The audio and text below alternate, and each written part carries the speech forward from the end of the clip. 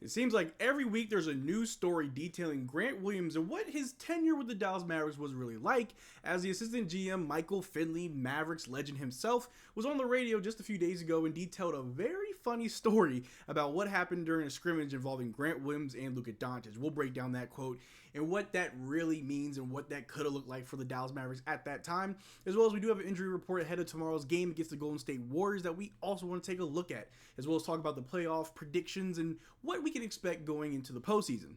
But how's it going, everybody? My name is Marcel Martin. This is Mavs Digest, bringing you the latest news on everything Mavericks related.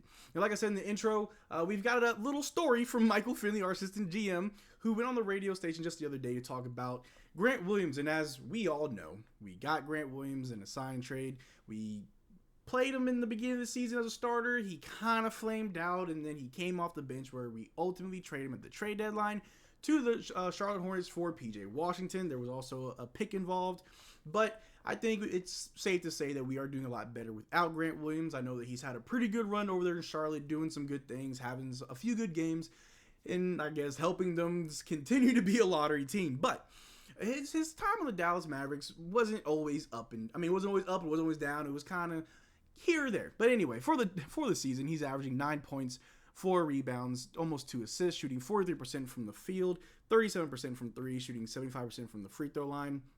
And last season when we did trade for him, or over the summer, whenever we traded for Grant Williams, we were expecting just a great perimeter lockdown defender. The scoring can kind of be here or there, but we just wanted someone who could just be a good wing defender so Kyrie and Luka can focus more on offense and not have to shoulder too much of the defensive load.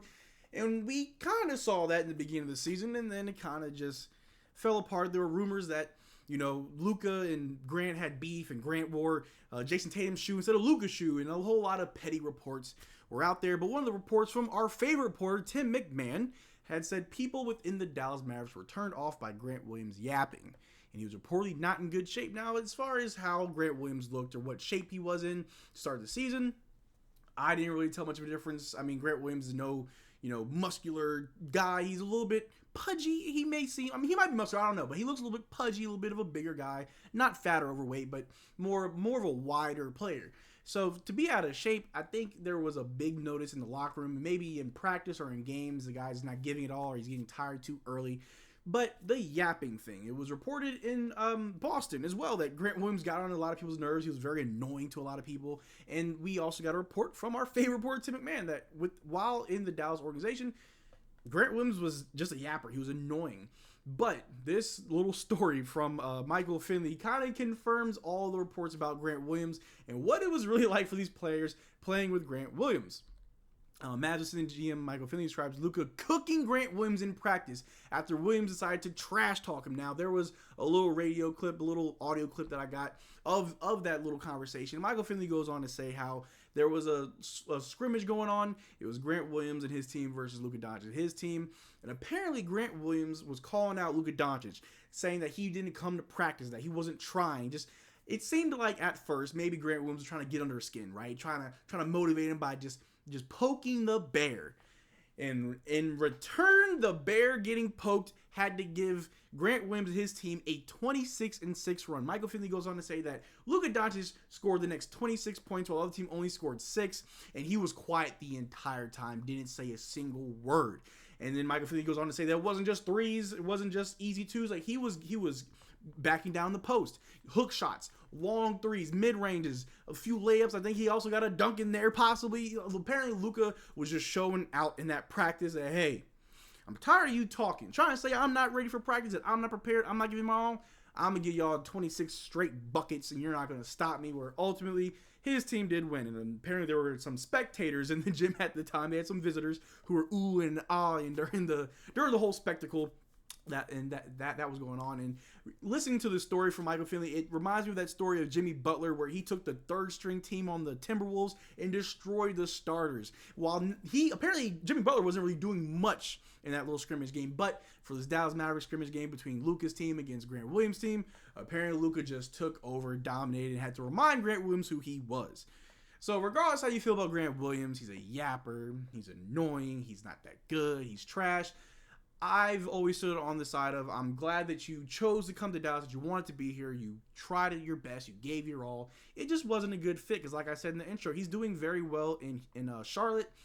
He's having a good bunch of games. He had a little bit of a drought where he really wasn't producing that well, but Grant Williams seems to just fit better with Charlotte, as well we saw with Dallas. Other than getting on Luka Doncic's nerves, getting under his skin during a practice, which you can take it as a nothing, and maybe that's not a big deal. I mean, if you can motivate somebody by getting them upset and they go off for 26 points, I think you did your job. You got your job done right.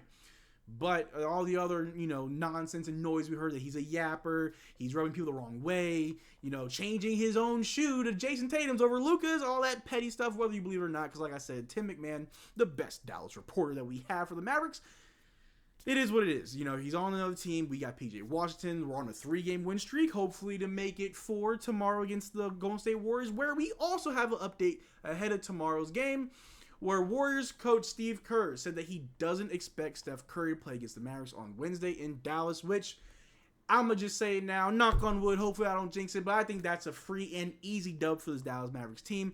As we're cruising, where Daniel Gafford, the landlord, just can't miss a shot. Derrick Lively, who came off the bench last night and just dominated himself. Kyrie and Luka doing their thing. I don't think there's a player on the Golden State Warriors team that we have to worry about. Sure, they got Draymond, they got Clay, they got that one really good young player, Podziemski. They got a good supporting cast, but I'm not worried about it at all. I'm ready to make this 3-game win streak a 4-game win streak, because after that, we do have a couple tough games. We do see the Nuggets, but after that, I think it's smooth sailing for the Dallas Mavericks. And just to put everything into perspective, these games really do matter. As you see at the very top, the Thunder, they're 45-19, a great record. Shout out to them, good for them.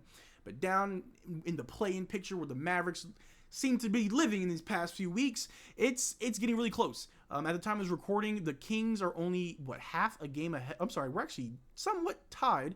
We're only really a half game behind the Kings. If the Kings lose their next game, we move on up. And a lot of things can happen. I mean, we're only, 1 game behind the Suns, and then like a game and a half behind the Pelicans at the 5th seed. These last few games coming up really do matter. Regardless if it's the Detroit Pistons or if it's the Golden State Warriors, whether it's the Toronto Raptors, the Charlotte Hornets, whoever we play up against, because we have a fairly easy schedule, they matter. Not to say that, if we can beat these trash teams, we're going to win the whole thing. No, but the goal right now is to get into the playoff picture. If we have to be in the play-in tournament, then so be it. The Mavs will do their best. They'll play their best basketball. Luka will drop a 30-point triple-double. Kyrie will pop off in the 4th quarter. Our Twin Towers and Daniel Gafford and Derrick Lively will handle business. Tim Hardaway Jr. may come alive. Who knows what can happen in the playoffs. But me personally, I would much rather see the Dallas Mavericks in the playoffs instead of the play-in.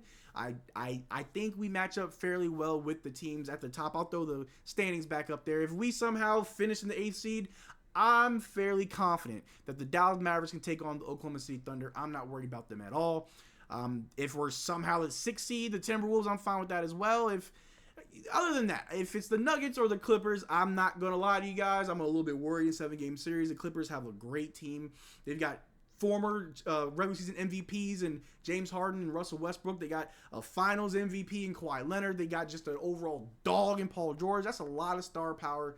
And I'm not too sure how we match up with them in a 7-game series. I know in the past we've kind of owned the Clippers, and you can argue maybe it's because Kawhi wasn't available for some of those games. But they're a different team this year, and I kind of don't want to see them in the first round. Same goes for the Denver Nuggets, the reigning champions. They're a phenomenal team. Jokic just dropped a crazy stat line last night where he, apparently the first time in 21st century, I can't remember off the top of my head, but it was crazy. I mean, he's having an MVP caliber season. Wouldn't be surprised if he wins it this year. So those are the 2 teams I'm really worried about. The other teams, the Thunder, the Timberwolves, ain't worried about nothing.